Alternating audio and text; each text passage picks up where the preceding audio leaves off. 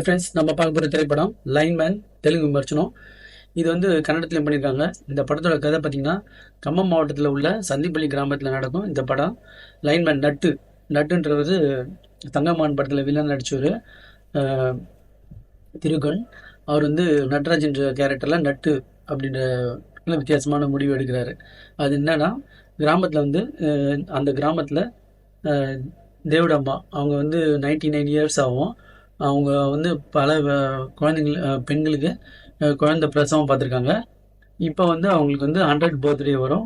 அந்த 100 பர்த்டே அப்போ அவர் வந்து இந்த கிராமத்தில் நல்லா செலிப்ரேஷன் பண்ணலான்னு நினைக்கிறாங்க. அப்போ அந்த 100 பர்த்டே அப்போ வந்து பார்த்திங்கன்னா, இவர் ஈபியில் ஒர்க் பண்ணுவார். அந்த 100 பர்த்டேஸ் வந்து அந்த கௌரவமான லேடி வந்து செலிப்ரேட் பண்ணலாம்னு சொல்லுவாங்க. அப்போ வந்து இவர் கரெக்டாக கரண்ட் ஆஃப் பண்ணுறாரு 4 நாள். என்ன காரணம்னு பார்த்தீங்கன்னா, அந்த ஒரு சர்டன் பிளேஸில் வந்து பார்த்திங்கன்னா 4 முட்டை, ஒரு பறவை வந்து 4 முட்டை வச்சுருக்கோம் அந்த நர்ஸில்.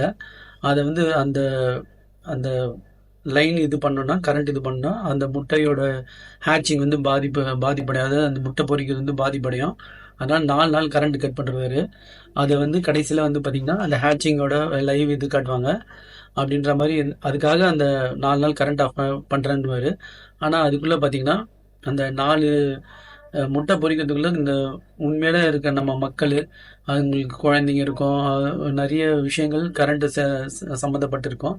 நான் அதை பற்றி யோசிக்காத மாதிரி 4 முட்டையை ஹேட்சிங்கும் ஓகே, அது பாதிப்படையாமல் இருக்கிறதுக்காக 4 நாள் கரண்ட் கட் பண்ணுறது தான் படத்தோட கதை. அப்புறம் வந்து பார்த்திங்கன்னா, இந்த லைன் மேன் வந்து கரண்ட் ஏன் ஆஃப் பண்ணன்றதை கடைசி கிளைமேக்ஸ் வச்சுருப்பாங்க. அதில் எந்த விருப்பம் இல்லாமல் வந்தது. அதுவும் இல்லாமல் இந்த கிராமத்து மக்கள் எவ்வளோ அவதிப்படுவாங்கன்றது ஹைலைட் பண்ணாமல், வெறும் இந்த ஹேட்சிங் வந்து அதை அப்புறப்படுத்தி அது வேறு இடத்துல ஹேட்ச் பண்ண முட்டை பொரிக்கிறது பண்ணுறதை விட்டு இப்படி ஒரு கதையை வந்து எடுத்திருப்பாங்க. இது வந்து எப்படின்னு எனக்கு தெரில. ஆனால் ஹீரோவோட ஆக்டிங் வந்து சுமாராக இருந்தது.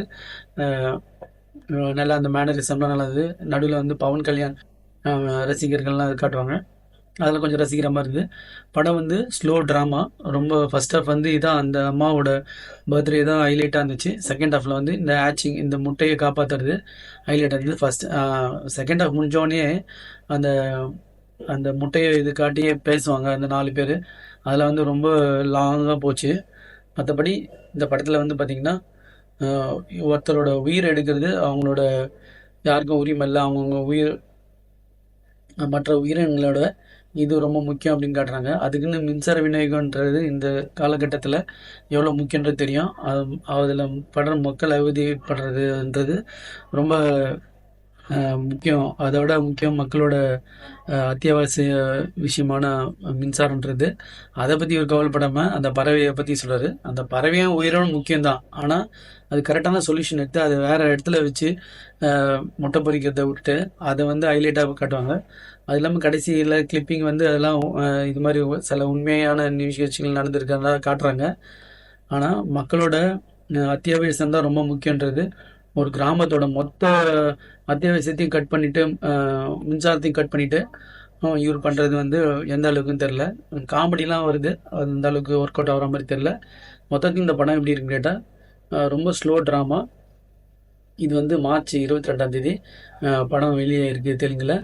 இது வந்து பார்த்திங்கன்னா ஒரு ஸ்லோ ட்ராமா படம் தான். இது வந்து எந்த ஒரு சுவாரஸ்யமோ இல்லைன்னு தான் சொல்லணும். மனித அபிமானம், இயற்கை ஆர்வலம் அப்படிலாம் பார்க்கும்போது பார்த்திங்கன்னா இந்த ஸ்லோ படம் தான். இதில் நடித்தது பார்த்திங்கன்னா திருகன், காஜல் குந்தர், பி ஜெயஸ்ரீ அவங்க தான் வந்து அந்த எல்டராக நடிப்பாங்க. 100 வயசு நிரம்பின ஆளாக நடிச்சிருப்பாங்க. அவங்களோட ஆக்டிங் வந்து ரீசனபிளாக இருந்தது. அண்ட் அவிக்ஷா நாயுடு, ஹரிணிகாந்த், சுஜய் சாஸ்திரி, அபூர்வஸ்ரீ. இதில் மியூசிக் பார்த்திங்கன்னா கத்ரி மணிகாந்த். ஒளிப்பதிவு பார்த்திங்கன்னா சாந்தி சாகர் HI. எடிட்டிங் ரகுநாத் ஐயர். இதில் வந்து பார்த்திங்கன்னா இன்னும் சுவாரஸ்யமாக இந்த படத்தை ஆக்கியிருக்கலாம். ஆனால் ஆக்ஷன்லாம் இல்லாமல் ரொம்ப ஒரு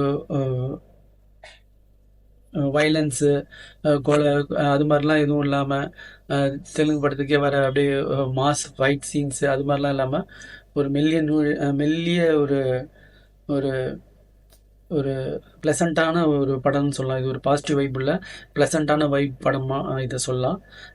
இத வந்து நீங்க தமிழ் டப் பண்ணா ஒரு வாட்டி பார்க்கலாம். Thanks friends.